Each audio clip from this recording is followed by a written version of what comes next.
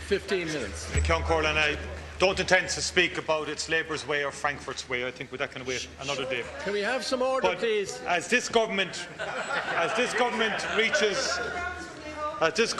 its final days. Was it not for the past Sorry, please. Please. As this government reaches its final days, its refusal to be straight with the people about anything has become its defining feature. That's what. Through nearly every department, it actively works to hide information and reject accountability.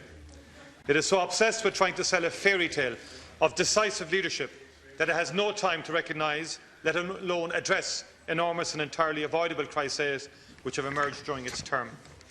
The withholding of information, twisting of statistics and the refusal to answer questions has reached unprecedented levels. This constant refusal to be open and honest with the people has reached new depths in the Taoiseach's behaviour during and after the events investigated by Justice Fennelly. The report is damning, and the facts which it details are much worse than anything which was alleged in this House. It is a mark of how low Fine Gael and Labour have now sunk that they claim as vindication a report which shows chaos at the centre of government and a Taoiseach incapable of owning up to the implications of his own actions. To them, accountability is merely something you demand of other people. This debate has been stage-managed to yet again avoid any hard questions and to provide a platform for the government's ridiculous self-praise and empty politics. Not one member of this government is capable of accepting the unequivocal evidence that the Taoiseach's actions on March 24, 2015 represented the effective sacking of the Commissioner of An Garda Síochána. And this is not some minor and insignificant issue. The departure of the head of an independent police force due to pressure from the head of government and the attempt to hide this pressure would be a major scandal in any democratic society.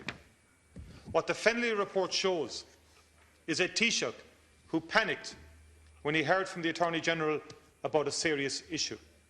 He reached conclusions without hearing all of the evidence and has since then tried to hide, twist and turn and then deny the impact of his own actions. You didn't even ring the Garda Commissioner to find out the full facts. You didn't even ring your Minister for Justice the day the Attorney-General came in. It's a fact that not one single piece of information concerning the events which led to the effective sacking of the Garda Commissioner was volunteered by the Taoiseach. Everything, Taoiseach, was dragged out of view on this issue. On the day of the Commissioner's departure, the Taoiseach informed the opposition of the event 2 hours after it appeared in the media. He then came into the House and praised himself for being so open and attacked me for asking for more information. He only confirmed that the Secretary-General of the Department of Justice was sent with a message to the Commissioner's house when I asked him a direct question on this the following day. He, of course, went on the attack again, saying that it was beneath me to suggest that there was anything more to the story. The Taoiseach refused to answer detailed questions or to have any debate after which he or any minister would answer questions. You have steadfastly refused, Taoiseach, to answer questions on this for 18 months. And your only objective is to bury this as fast as you possibly can. And what Fennelly has shown is that there was a lot more that was being withheld from the Dáil and from the Irish people. Because of how this debate has been structured by the government, there is nowhere near enough time, as has been said, to go through the full range of damning evidence contained in the report. However, the basic facts concerning the Taoiseach's behaviour during and after the main events are not complicated, and they show that only the most partisan of hacks would believe his spin. The concerns raised by the Attorney-General were serious and worth addressing immediately. What they did not warrant was the rush to judgment and scapegoating which the Taoiseach then engaged with. It is quite extraordinary that the Taoiseach did not contact the Minister for Justice after the Attorney-General spoke to him. He was, after all, the line minister who was responsible for justice matters. The Taoiseach admits that he had grave concerns, that these focused on the actions of the Gardaí, and that he felt they merited an unprecedented late-night visit to the Garda Commissioner by a senior civil servant. He also admits that he decided that the Commissioner was to be given no opportunity of defending himself. What is shocking about this is that it was based on the entirely false belief on the Taoiseach's part that the Commissioner had failed to inform Government of the discovery of potentially illegal taping in Garda stations. The report shows that the Commissioner had fully discharged his responsibility to bring the issue to the attention of both the Attorney-General and the Department of Justice, and in the context of the Attorney-General 4 months in advance of that March date. Taoiseach, the reason you rushed to judgment, the reason you denied the man a right to be heard, was because, as always, you were putting politics first. You wanted it dealt with before Cabinet so you could stop political problems and defend the Minister and Attorney who you appointed. It is striking that you have not had the decency to admit that you should have heard all the evidence before rushing to judgment. You have not been able to admit any error or express any regret. If you go beyond the fact that the Commissioner was pushed out on the basis of incomplete and incorrect assumptions, there is the matter of the Taoiseach's lack of honesty in refusing to admit the clear and obvious implications of a course of action which he alone was responsible for. The Government has put everything into spinning one line concerning his intent. It is as shallow a defence as it is cynical. 4 people, the then holders of the offices of Taoiseach, Minister for Justice, Secretary-General of the Government and Secretary-General of the Department of Justice, all knew about the Taoiseach's actions and all disagree with his version. They reject the Taoiseach's claim that he had no idea that he might be forcing the Commissioner to resign. It is a well-established legal principle that it is extremely hard to prove intent in the absence of recorded evidence. In this case, the Taoiseach says that he had no intent of forcing the Commissioner out. Even those naive or blinkered enough to accept this face the reality that others believed his intention was to force the Commissioner out, and the Commissioner was in no doubt, but that he felt he was being forced out.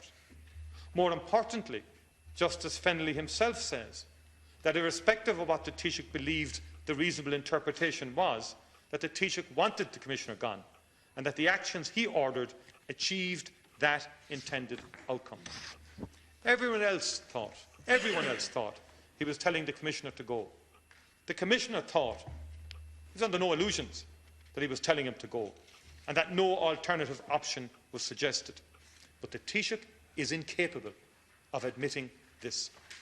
The fact that the Taoiseach had to be questioned more than once and evolved his answers significantly is unmissable. So too is another piece of information that the Taoiseach withheld from the Dáil and the public, that he demanded that the resignation be effective immediately rather than some months later. The report outlines how the Taoiseach had a sleepless night before he decided not to allow the former Commissioner's request to stay in position for another 2 to 3 months. Yet he also said that he was very surprised when he was told of the resignation of the Commissioner. The argument that delaying the resignation was legally impossible is nonsense. This happens all the time in the Irish public service. Announcing in advance that you will retire early is standard practice. In fact, the Government is currently deciding who to appoint as President of the High Court, as the incumbent has announced that he will retire early at the end of the year. What makes this scandal more squalid is that Labour and Fine Gael have reached a deal to support each other in order to protect their own. Nothing else explains how Labour refuses to say anything, or how Fine Gael is leaving the Attorney-General untouched. The Attorney-General is an honourable person, and it is a pity that she has failed to do the honourable thing and be accountable for her part in this affair. The fact is that her office was aware of the issue of the tapes 4 months before the events of March of last year. She did not have or present the full information to the Taoiseach and contributed to the unprecedented forced departure of the Garda Commissioner. Yet we have a situation where it is obvious that Labour is supporting the Taoiseach as a quid pro quo to ensure that the Attorney-General remains in place. In recent days, ministers have been sent out to say that the report mainly shows problems in the Department of Justice, and we had a bit of that again today. This is desperate and cynical in equal measures. The panic was not in the Department of Justice. It was in the Taoiseach's own office. The only person not clear about the intent to force out the Commissioner appears to have been the Taoiseach himself. This is not credible, and deep down, everyone in this House knows this. The report states that one of the biggest issues is the lack of any record of any type of either the discussions in the Taoiseach's office or the decisions reached. The Taoiseach will remember well that it took him nearly 4 years to withdraw a slur against his predecessor about destroying records of a decision when in fact there had been 140 documents and everything had been retained. He even self-righteously said, and I quote, "If the Taoiseach of the day meets a group from a constituency, you can be sure that whatever it is about, notes will be taken and be there for posterity." If this report were anything other than damning of the Taoiseach, he would not have put so much effort into manipulating coverage of its launch and contents. The report was made available to media and members of this House at 5:40 p.m. on September the 1st. However, media outlets were reporting for hours beforehand that the Taoiseach was vindicated. The only interview the Taoiseach has done on the report was on 6/1, and this was before any journalist had been given time to read it. To date, he has refused a debate on the report, refused to answer questions, refused to publish the transcript of his appearances before Justice Fennelly, refused even to acknowledge the disturbing evidence of a panicked and politically driven atmosphere. You can spin all you want. This report shows a deeply dishonest approach. It shows an inability to tell the blindingly obvious truth. It shows a willingness to put politics first and to search for a scapegoat when trouble appears. And we should remember that the root cause of the panicked atmosphere in the Taoiseach's office on those 2 days in March last year is that he had repeatedly stood by as the justice system was dragged into crisis after crisis. He dismissed urgent issues as they were raised here and in the media. He offered a blanket defence, particularly of his loyal minister, who was at the centre of the chaos. Reaching a situation where a Garda Commissioner is effectively fired on the basis of false assumptions about his failure to act was not an accident. It was the inevitable outcome of how the Taoiseach runs this government. Whenever an issue emerges, the Taoiseach's first reaction is to deny that there's any problem. He then tells us what a great job his government is doing. And finally, he just attacks whoever is raising that question. What makes this serious is that crisis after crisis is allowed to emerge while the Taoiseach and his ministers carry on their obsession with political spin.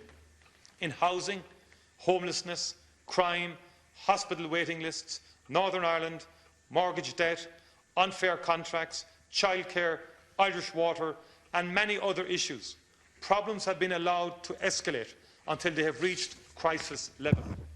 This is the direct and inevitable outcome of a government which from day one has put politics first in everything. In this debate, we've already heard the greatest fairy tale of all, that of a strong leader lifting his country out of recession.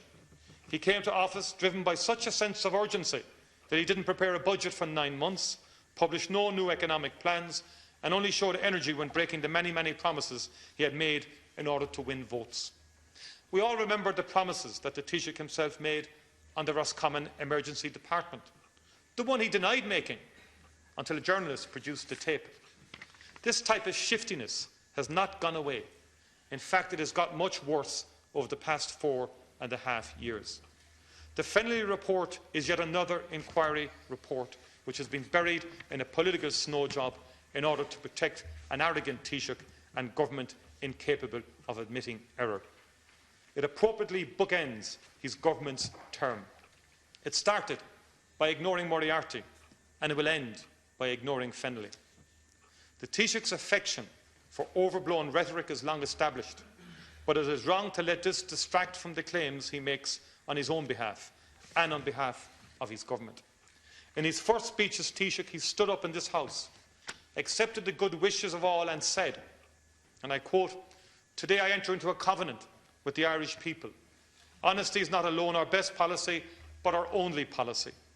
The new government will tell the people the truth, regardless of how unwelcome or difficult that might be.